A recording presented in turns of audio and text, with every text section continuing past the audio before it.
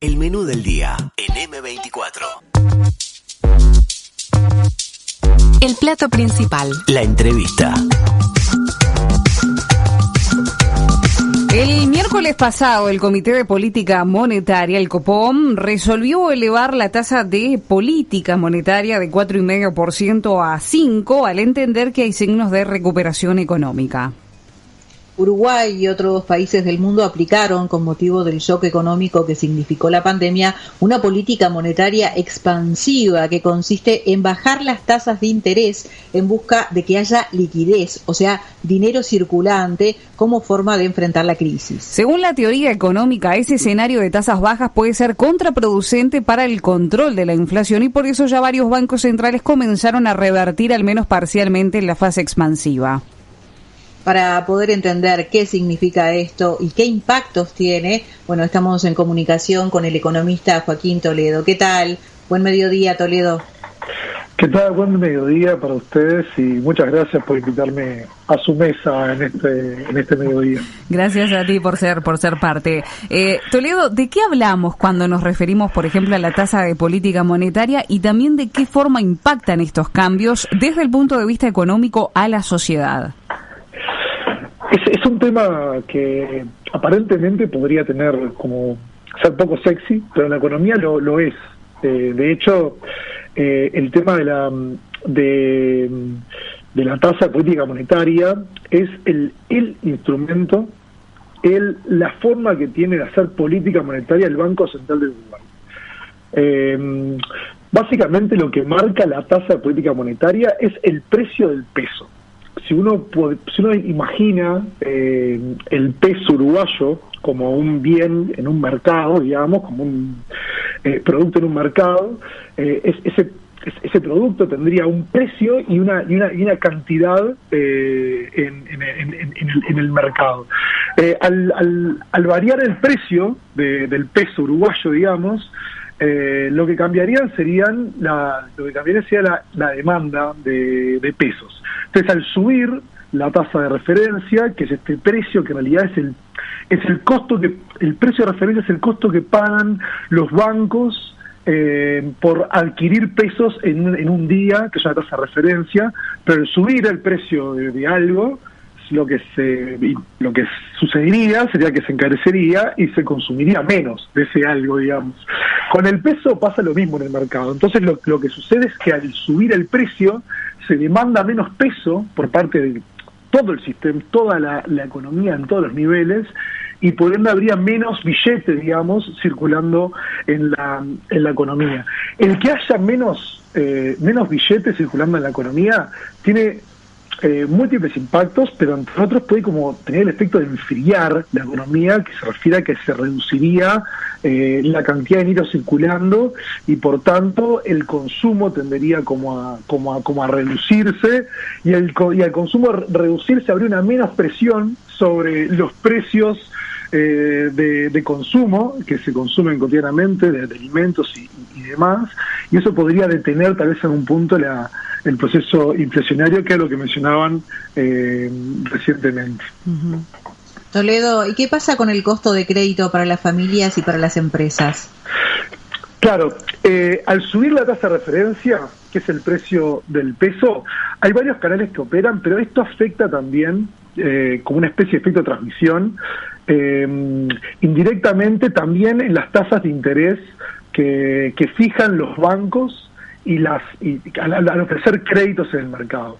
O sea, si el precio se encarece y aumenta, los bancos también van a ser más restrictivos a la hora de ofrecer préstamos en el mercado, porque el precio que tienen que exigir va a ser mayor. Entonces tal vez una tasa más baja que una familia o una empresa, con tasa nos referimos a el costo que se paga por adquirir un crédito, ¿no? Yo recibo 10.000 pesos prestados, tengo que devolver los 10.000 más una tasa. Uh-huh. Entonces, al aumentar la tasa del Banco Central, también eso impacta en que aumenten el resto de las tasas de la economía. Entonces, al aumentar el resto de las tasas de la economía, el crédito o el financiamiento deja de ser barato, que era lo que estaba sucediendo hasta ahora y lo que ustedes también muy bien decían, que había sido una política decisiva de varias economías es el hacer el crédito barato para familias y para empresas, para que no haya restricciones. Entonces, al aumentar esa tasa, podría suceder, y de hecho sucede, que algunas empresas y familias determinen que a ese precio al cual se ofrece el crédito no se puede acceder a ese préstamo y por tanto se deja de acceder al préstamo. Por tanto, habría menos dinero circulando en la calle porque se accede a menos crédito, y eso también, ¿no?, alentaría como el menor consumo, o también sucedería que al haber menor consumo o al elevarse el precio del crédito para consumir, la gente decidiera ahorrar más, por ejemplo. Estamos hablando de gente que tiene o empresas que tienen la posibilidad de decidir entre ahorro y consumo, ¿no? En general, una familia suele como consumir todo el ingreso que tiene, pero en la decisión de ahorro y consumo, si se encarece el precio del crédito, tal vez diría, no, ok, si yo no puedo pedir un préstamo porque se me es muy caro para pagarlo, las empresas lo mismo, en vez de solicitarlo, lo que hago es mantener esa plata en reserva, también como enfriando, digamos. Ahora, eso en el escenario, por ejemplo, de que uno vaya a solicitar un crédito. Pero ¿qué pasa, por ejemplo, aquellos que sacaron un préstamo semanas atrás? ¿Cambian algo, digamos, o se mantienen esas tasas que estaban estipuladas? No, en general, cuando uno accede directamente, o sea, concretamente a un crédito, firma un acuerdo de cuánto va a ser la tasa. O sea, los créditos que se pidieron hasta ayer, se pidieron y se acordaron y se hicieron un contrato, digamos, con el prestador a una tasa, y esa es la tasa que se va a pagar. O sea, las empresas que también tuvieron cierta tasa en algún momento del tiempo como política de tener liquidez para poder salir de situación compleja, seguirían, digamos, pagando esa tasa. Eso es un contrato que se hace, que no se afecta instantáneamente, pero sí cambiaría posiblemente decisiones a partir del otro día, que fue la decisión del Banco Central para adelante. Claro. Por eso es como, bueno, lo sucedido hasta el momento no se ve afectado, pero sí tal vez a partir de ahora algunas empresas que quieran o renovar los créditos o ampliarlos o solicitar nuevos, ahí sí pasaría a estar activa como la restricción. Ahora, ¿es el momento para este cambio? ¿Realmente hay signos de recuperación económica? Esta pregunta me parece que es la pregunta clave, en el sentido de que, como les decía, es el instrumento fundamental. Prácticamente hoy es el único instrumento que tiene el Banco Central para regular la política monetaria.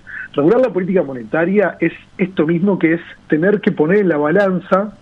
De hecho, está estipulado en el estatuto del Banco Central la finalidad, poner en la balanza la estabilidad de precios y los objetivos de crecimiento y empleo como una bolsa entendida como la actividad.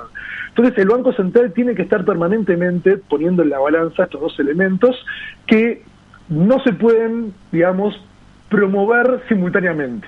Al reducir la tasa, lo que se hizo fue beneficiar el aumento del dinero circulante, menores restricciones al crédito y por ende intentar promover mayor crecimiento y poder reactivar la economía, y al subir la tasa lo que se está priorizando es el control de los precios para que la inflación no se dispare a costas de el objetivo de crecimiento y empleo. Esa pregunta es una valoración, digamos, política, lo que, digamos, mi opinión, que coincide con la de parte del directorio del Banco Central, incluso con otros especialistas en economía que lo han dicho públicamente. Cuando dice que comparte con el directorio del Banco Central, se refiere a Ignacio Berti, que bueno, fue el único que votó en contra de este cambio porque él considera que la coyuntura actual de la economía uruguaya es conveniente, en la coyuntura actual, ¿verdad? Es conveniente priorizar el nivel de actividad económica y el empleo, y por eso no votó. ¿Usted comparte entonces esta lectura? Exactamente, yo comparto esa lectura. Si bien hay signos de recuperación en la actividad económica, que eso creo que es, digamos, no sé si es evidente, se podría decir que es evidente, pero está sucediendo, o sea, la economía viene recuperándose, lo viene haciendo a un ritmo muy lento. En algún momento cuando la recesión cayó, comenzó, estamos hablando de la caída del producto en el mundo más grande de la que hay registros. O sea, Uruguay no veía una caída de este producto en décadas, y una crisis duradera de la forma que la está viendo hoy en muchas décadas. Estamos hablando de una crisis muy profunda en todo el mundo. ¿Es precipitada entonces esta acción por parte de este cambio? Y las expectativas dicen que vamos a recuperar el nivel de PBI mínimo en 2022. O sea, estamos en fase de recuperación, pero lejos aún de tener los niveles de Producto Interno Bruto que teníamos previo a la pandemia, y mucho más lejos porque el contagio al empleo viene como retrasado al crecimiento. Entonces, hacer un cambio de este tipo que va a priorizar la inflación por sobre la actividad y el empleo no parece lo más razonable en un momento en el que se está todavía empezando a despegar para que con suerte se recuperen los niveles de actividad que había previo a la pandemia en 2022 o en 2023, como discuten algunos analistas. Este incremento de la tasa impacta de alguna manera entonces en el nivel de empleo. ¿De qué manera impacta? Impacta de por lo menos de dos o tres maneras.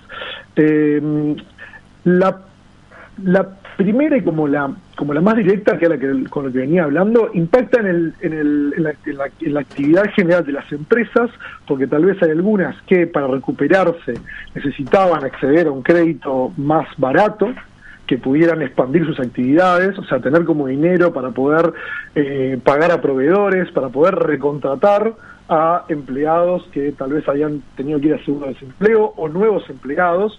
Y si una empresa se ve como restringida en las herramientas que tiene para acceder a financiamiento, también se va a ver restringida en la capacidad que tenga para operar. En ese sentido, tal vez hay retrasos en la reincorporación de personas al seguro de desempleo, o tal vez cambia la decisión de contratar a una persona más, que no lo hacen por esta situación de la restricción directamente.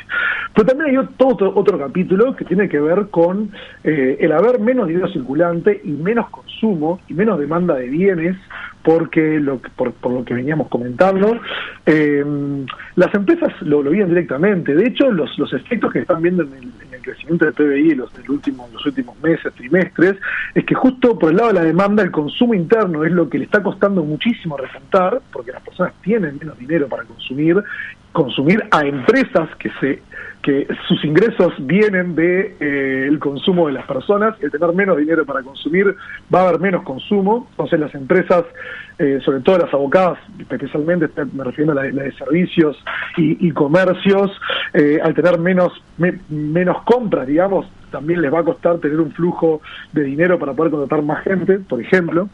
Entonces ahí hay como dos impactos que son bien directos, asociados a la reducción del consumo, que es algo que se está viendo con mucha claridad, y en relación a otros sectores de la economía, creo que queda bastante claro que el consumo es el que ha tenido el que se ha llevado la peor parte, y el nivel de ingreso de los hogares, por encima de la inversión y las exportaciones, por ejemplo, están teniendo un dinamismo muy bueno, digamos, en esta fase de recuperación. Entonces sí, el descalentarse la economía, el que haya menos dinero circulando, que las decisiones de las personas vayan a ahorrar en vez de a consumir por el aumento del precio del peso, hace que se ingresen menos dinero en las empresas y estas tengan menor capacidad para contratar nuevo personal, por ejemplo. Toledo, sabes que los oyentes están muy interesados en esta entrevista que estamos haciendo, y de hecho Lourdes, por ejemplo, pregunta si estamos en un escenario de estanflación. De hecho, la estanflación es otro fenómeno que se conoce como el estancamiento del producto, que eso se podría decir que estamos parcialmente, porque no termina de ser estancamiento. Con producto me refiero al PBI, crecimiento, son todos sinónimos. No termina de ser un estancamiento porque vemos algunos signos de recuperación. Y por otro lado, la estanflación, la segunda parte de la palabra, es con alta inflación. O sea, los periodos de estanflación del país y del mundo se han caracterizado por permanecer con crecimientos mínimos o negativos durante largos periodos de tiempo con alta inflación. Lo que hacía era que hubiera poco empleo y los precios estuvieran cada vez más caros, lo que es una bomba de tiempo, digamos, en términos económicos. Es un fenómeno crudísimo. No lo estamos viendo en ninguna de las dos partes. Tal vez la más asociada al estancamiento y la lentitud de recuperarse puede ser, pero la inflación no está teniendo, digamos, no está siendo elevada. De hecho,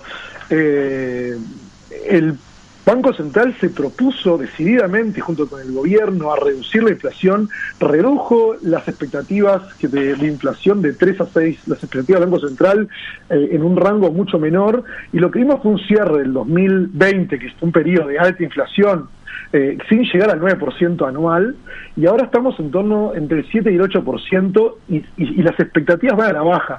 Y parte de lo que hace el Banco Central con cambiar la tasa, si bien se puede discutir el momento, pero lo que busca es anclar las expectativas de inflación a la baja. Es decir, decirle claramente a todos los mercados, en particular a la interbancario, digamos, decirles, mi prioridad ahora es que la inflación se reduzca.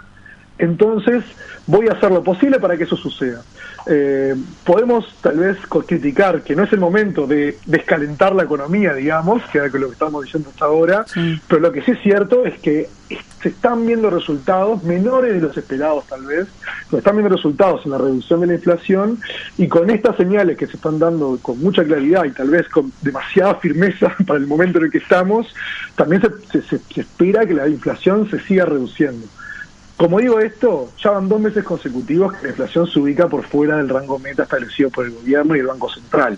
O sea, sigue en tendencia a que se reduzca la inflación, lo cual es una muy buena noticia, pero no en los niveles que esperaba el Banco Central que se redujera. O sea, está un poco por encima todavía de lo que habían estipulado y relacionado con el plan de reducción de la inflación que se había presentado. Toledo, como para cerrar, porque ya no nos queda más tiempo, lamentablemente, el presidente ha dicho en medios internacionales que el gobierno ha logrado un ahorro de $600 millones. Bueno, ¿de dónde entiende usted que ha salido este ahorro? Creo que la rendición de cuentas y la ley de presupuesto van en el mismo sentido, y que el ahorro es un objetivo central, a veces hasta una especie de fetiche. Si uno mira en realidad lo que fue la ley de presupuesto y la rendición de cuentas no cambia sustantivamente, aproximadamente entre 1/3 y la mitad de este ahorro refiere a reducciones salariales y jubilaciones. O sea, parte de la política central, de la política económica que está reflejada en la ley de presupuesto y en la rendición de cuentas y en la negociación colectiva, es una reducción salarial en términos de salarios reales, que es la capacidad de compra del salario de los empleados públicos, y la no absorción de nuevos empleados. Y esto sumado a una también pérdida de poder de compra de las jubilaciones, esto hace que el Estado pueda reducir su gasto notoriamente, y así fue presentado en la ley de presupuesto y así fue defendido. La otra parte está asociada a áreas súper sensibles. Yo miraba también algunos análisis ahora de rendición de cuentas que se ratifica lo que en algún momento habíamos discutido en la ley de presupuesto el año pasado, que es la NEP, que es un inciso muy grande, tiene una reducción de presupuesto ya ejecutado y presentado para el siguiente periodo. ACE tiene una reducción muy importante de su presupuesto, Vivienda, la Universidad de la República. Es importante también saber que lo que estamos hablando de reducción de presupuesto no solamente es recorte, como hay algunos casos, por ejemplo, de autocolonización, que es como una especie de sacarle plata directamente, sino también es no darle incrementos asimilables a la inflación, por lo cual el poder de compra de cada peso que tiene el Estado se va deteriorando porque los precios de la economía van aumentando. Entonces, lo que se reduce también con mucha fuerza, y lo más claro, es la capacidad de compra, digamos, el poder adquisitivo de cada peso que tiene el Estado, a no compensarlo con aumentos similares a la inflación. Ese es el fenómeno que se ve con el salario real, que es lo que se está reduciendo consistentemente, y el plan es que se reduzca, digamos, por un tiempo más, con una posible recuperación, según dijo Mieres, pero que tampoco es clara cuándo se recuperaría ese poder de compra, y con los gastos y la inversión del Estado pasa similar. Joaquín Toledo, te agradecemos muchísimo tu paso aquí por el menú del día, por haber sido parte de esta mesa. Muchísimas gracias a ustedes por la invitación, y espero que mis comentarios hayan servido a ustedes y a su audiencia para entender un poco más y capaz coparse incluso con algunos temas de economía. Así es, que pases bien y te mandamos un abrazo. Hasta luego, muchas gracias. Chao, chao. Chao. 97.9 FM Montevideo. 102.5 FM Maldonado. Escucha distinto.